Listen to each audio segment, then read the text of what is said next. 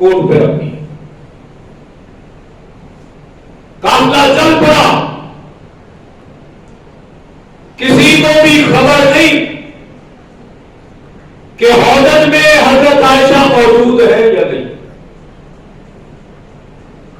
اللہ کے نبی کے تمام صحابہ ولی ہیں، سب اولیاء اللہ،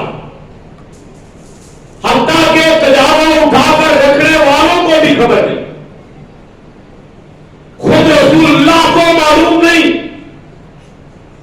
کہ عائشہ اپنے اونٹ پر حوض میں موجود ہے یا نہیں۔ اگر حضور عالم الغیب ہوتے، غیب کا علم جانتے، تو آپ اپنے صحابہ کو کہتے خالی تجاوز اٹھا کے اوپر رکھ دیا ہے، اس میں تو ایسے نہیں۔ پھر میرے نبی کو یہ بھی خبر نہیں کہ عائشہ کہاں پہ ہے، ہار گم ہو گیا ہے، ہار تلاش کرنے کے لیے گئی ہے۔ اگر علم غیب ہوتا تو آپ کو سب معلوم ہوتا، پتہ تب چلا جب قافلہ مدینے پہنچ چکا تھا۔ دیکھا تو حوض میں عائشہ موجود نہیں، حضور پریشان ہو گئے۔ صفوان بن معطل صبح کے اجالے میں بیدار ہوئے، دور دیکھا کہ جیسے ایک گٹھڑی پڑی ہوئی ہے۔ ام المؤمنین حضرت عائشہ صدیقہ رضی اللہ تعالی عنہا مختصر الوجود تھی، کپڑا لے کر لیٹ گئی اور اس طرح محسوس ہوتا تھا جیسے کوئی گٹھڑی پڑی ہوئی ہے۔ صفوان بن معطل جب قریب پہنچے، دیکھا یہ گٹھڑی کا سامان نہیں، یہ سامان کی گٹھڑی نہیں، یہ تو کوئی انسان لے کر ہوا ہے۔ قریب آئے تو دیکھا ام المؤمنین حضرت عائشہ صدیقہ رضی اللہ تعالی، کہا انا للہ و انا الیہ راجعون۔ جب بھی کوئی مشکل مصیبت آئے تو نبی کے صحابہ کہتے تھے انا للہ و انا الیہ راجعون۔ صفوان بن معطل نے یہ کلمات کیوں کہے کہ اس سے بڑی مصیبت کیا ہو سکتی ہے کہ نبی پاک خود مدینے چلے گئے، عائشہ کو پیچھے کیسے چھوڑ گئے ہیں۔ اونٹ بٹھایا، حضرت عائشہ رضی اللہ تعالی عنہا سوار ہوئی۔ اب صفوان بن معطل ہاتھ میں لگام پکڑے ہوئے، ام المؤمنین سوار، منافقوں کا سردار رئیس المنافقین عبداللہ بن ابی اسی انتظار میں تھا، موقع کی تلاش میں تھا، کیونکہ یہ حضور کا سب سے بڑا دشمن تھا۔ لیکن حالات کو دیکھ کر اس نے کلمہ بھی پڑھ لیا، نبی کریم علیہ السلام کے پیچھے مسجد نبوی میں نمازیں بھی پڑھتا ہے، اوپر سے مسلمان اندر سے منافق، صرف منافق ہی نہیں منافقوں کا سردار بھی ہے۔ جب صفوان بن معطل کو آتے ہوئے دیکھا، ایسے انگلی اٹھائی اور کہنے لگا دیکھو نبی کی بیوی اگر پاک دامن ہوتی تو یہ کام کرتی، پیچھے آ جاتی۔ استغفر اللہ، معاذ اللہ، نبی کے گھرانے پہ تہمت لگائی، یہ تو چھوٹی ہستی ہے، نبی کی پیاری بیوی ام المؤمنین حضرت عائشہ صدیقہ پر الزام لگ گیا۔ دور ہوگی. آپ سے پوچھتا ہوں یہ خبر سچی ہے؟ بولو.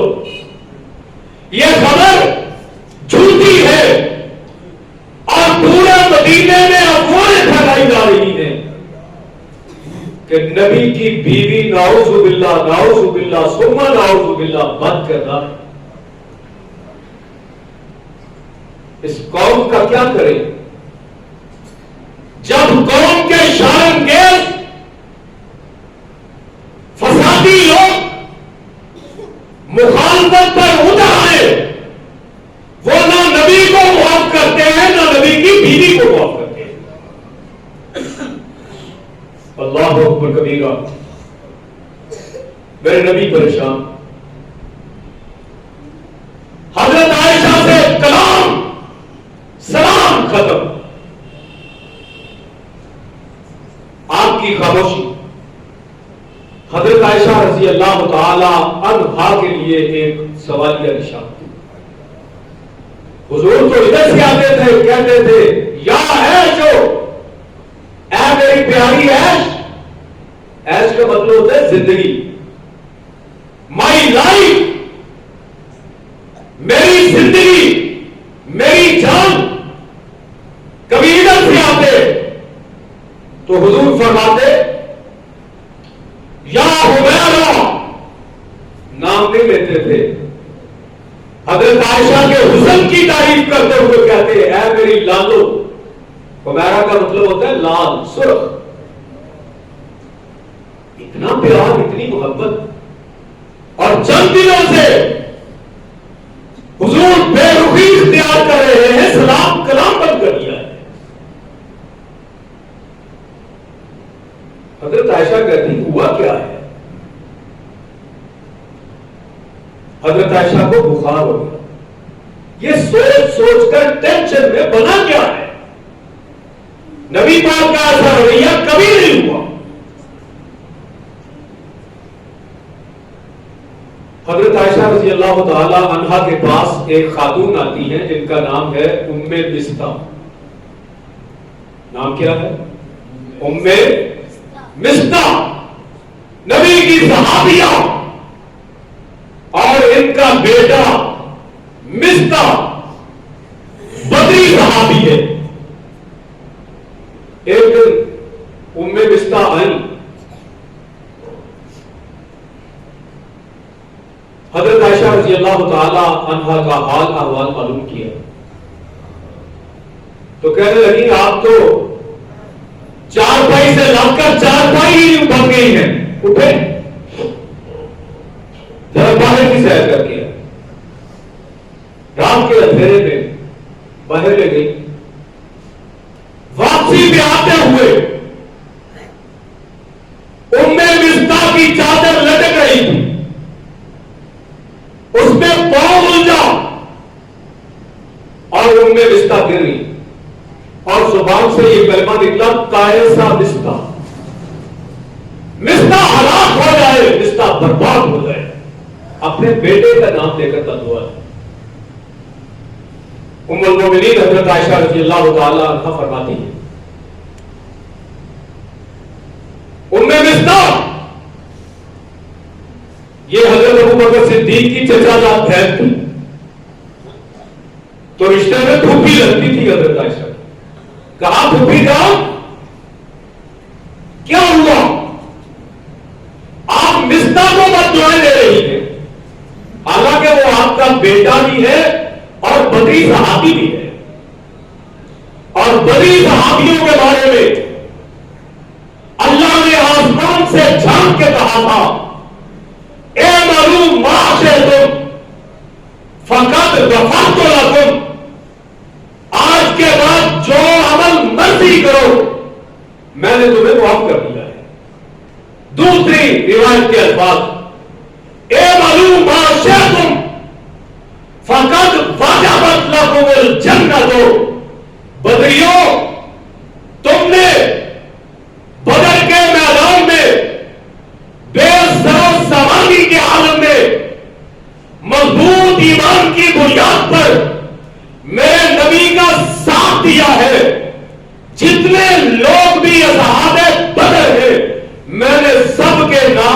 جنت کا پروانہ جاری کر دیا.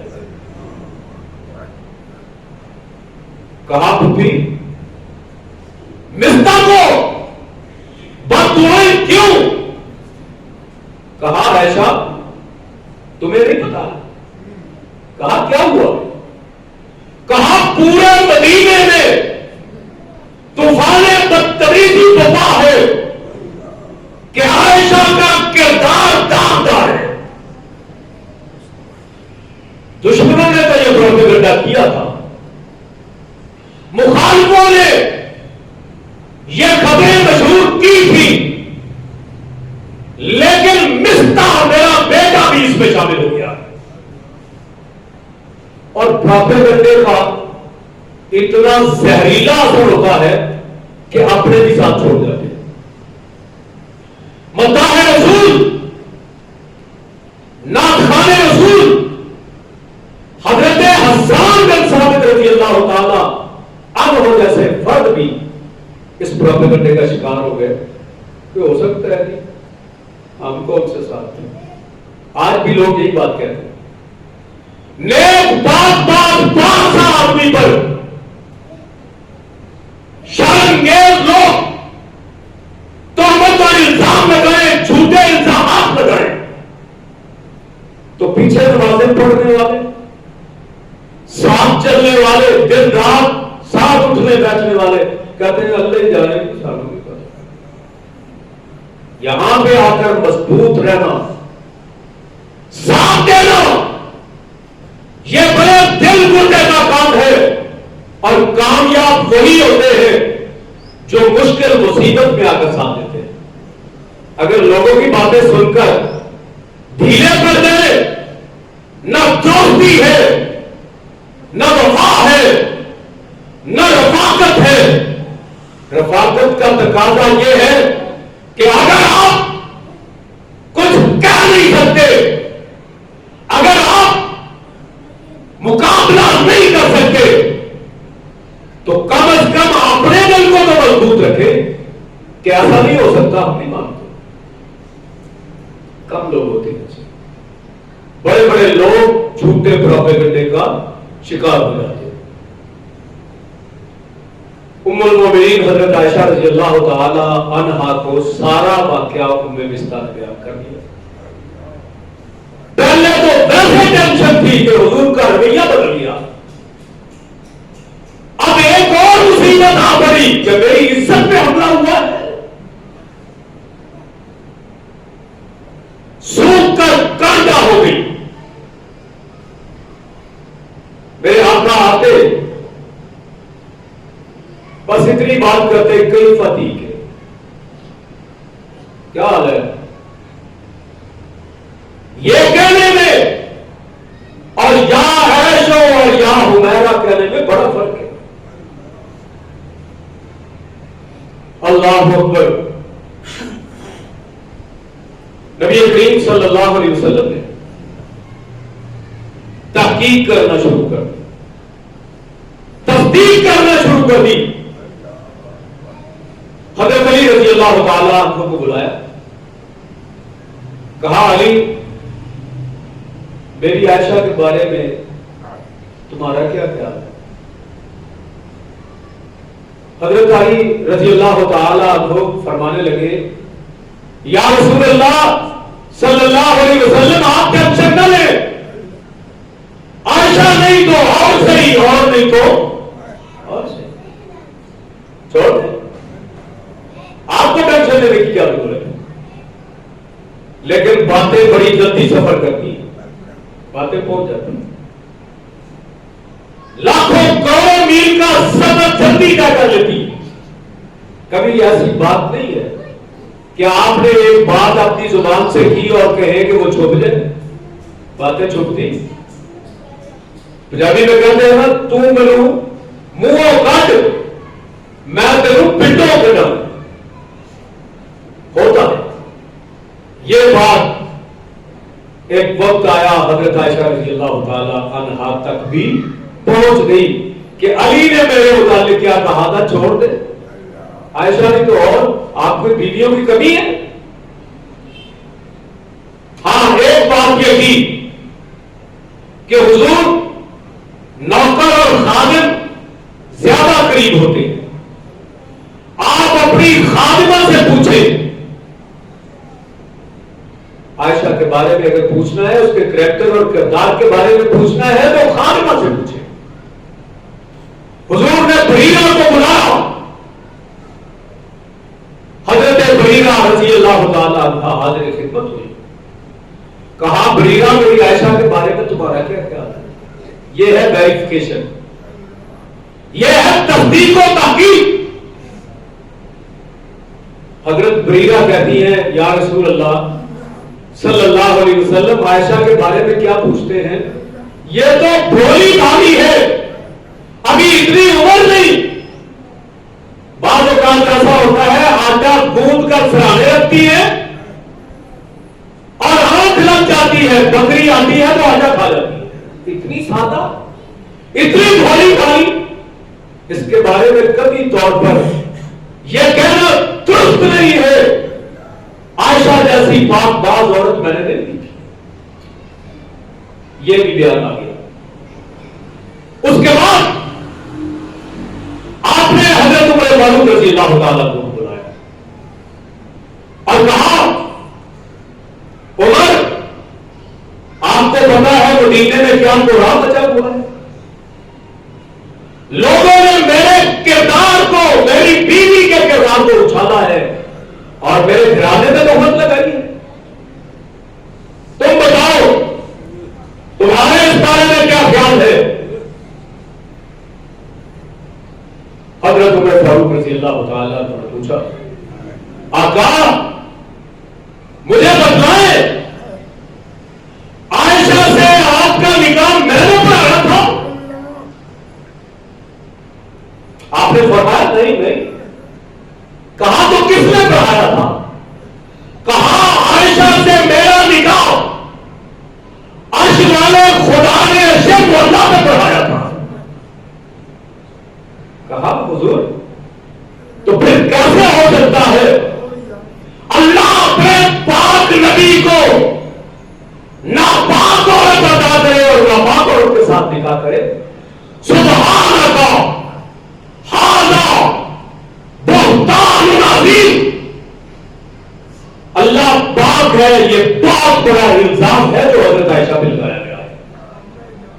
اللہ نے عمر کے یہی کلمات جبریل کی وساطت سے قرآن میں نازل کر دیے اور سورہ نور کی 18 آیات حضرت عائشہ رضی اللہ تعالی عنہا کی تطہیر کے بنا سے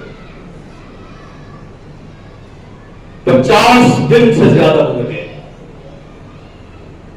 نبی کریم صلی اللہ علیہ وسلم بڑے پریشان. حضرت عائشہ رضی اللہ تعالی عنہا نے کہا حضور اجازت ہو تو میں اپنے ماں باپ کے گھر چلے جاؤں. اور دل میں ایک ابھی بھی ارمان تھا کہ حضور کہیں گے نہیں میں نہیں جا رہا. آپ نے فرمایا جاؤ چلے جاؤ. دل کے ارمان ٹوٹ گئے, اٹھی اور اپنے ماں باپ کے گھر چلی. جا کے کائنات کے افضل ترین انسان, انبیاء کے بعد سچے ترین انسان ابو بکر صدیق سے کہا ابو جان جو کچھ مدینے میں خبریں پھیلائی گئی ہیں میرے متعلق آپ حضور سے بات کیجیے. ابو بکر نے کہا میں بات کیوں کروں؟ آسمان سے جبریل وحی لے کے نازل ہوتا ہے, جب اللہ کو منظور ہوگا اللہ خود ہی بتا دے گا. ماں جی سے کہا اما جان آپ ہی میری صفائی میں حضور کو کچھ کہیے. کہا بیٹی میں کیا کہہ سکتی, اللہ ہی ہے جو اس مسئلے کا حل نکالے گا. ایک دن حضور اپنے سسرال میں ابو بکر سے صدیق رضی اللہ تعالیٰ عنہ نے دروازہ کھولا، اندر داخل ہوئے، حضور حضرت عائشہ کے قریب بیٹھے اور کہا ان کنت المنت بذنب فذوبی رضا، عائشہ اگر بھول سے غلطی سے کوئی گناہ ہو گیا ہے تو اللہ سے توبہ کر لیں۔ یعنی ابھی بھی حضور کو اس بارے میں یقین نہیں کہ جو جھوٹا پروپیگنڈا کیا گیا ہے وہ سچ ہے یا جھوٹ ہے، کیونکہ اللہ نے نہیں بتایا۔ آپ کیا کہہ رہے ہیں؟ اگر کوئی بات ہے تو اللہ سے توبہ کر لیں۔ حضرت عائشہ کہتی ہے یہ کلمے حضور کی زبان سے سن کر میری جان ہی نکل گئی کہ حضور کو بھی مجھ پہ یقین نہیں کہ میری بیوی کا کردار کیسا ہے۔ اللہ اکبر کبیرہ، تو کہنے لگی اگر میں اس بات کا اقرار کر لوں جو کام میں نے کیا ہی نہیں ہے، اللہ جانتا ہے، آپ پھر بھی تسلیم نہیں کریں گے، میری بات نہیں مانیں گے، فصبر جمیل واللہ المستعان، کہا میں یوسف کے باپ کی طرح یہی کرنے جاتی ہوں، فصبر جمیل، صبر جمیل ہی کافی ہے، واللہ المستعان ولا ما تصفون، جو تم میرے بارے میں کہہ رہے ہو سمجھ رہے ہو اللہ ہی میری مدد کرے گا۔ اتنی دیر میں حضور پر وحی کی کیفیت آئی ہو گئی۔ سردی کے موسم میں وحی کے دوران حضور کے چہرے پہ پسینہ آ جایا کرتا تھا، آپ پر وحی کی کیفیت آئی۔ رب العزت نے جبریل کو بھیجا، حضرت عائشہ کی طہارت کے حوالے سے 18 آیتیں نازل کی۔ جب وحی کی کیفیت ختم ہوئی تو کہا عائشہ خوش ہو جاؤ، رب نے تیری صفائی آسمان سے نازل کر دی ہے اور قرآن کا حصہ بنا دیا ہے۔ تو ماں باپ کہنے لگے عائشہ جلدی سے نبی پاک کا شکریہ ادا کرو۔ کہا نبی پاک کا شکریہ میں وہ بھامنہ کا شکریہ ادا کروں گی جس نے اپنے نبی کو میری طہارت کے بارے میں جبریل بھیج کر آگاہ کیا ہے اور قرآن کی آیات بتا دی۔ اللہ اکبر کبیرہ۔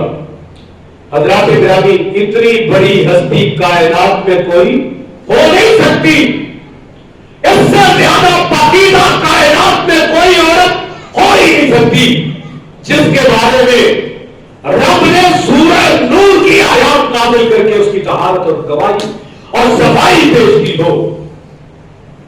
لب لباب اور خلاصہ یہ ہے کہ سنی سنائی بات جھوٹی ہو تو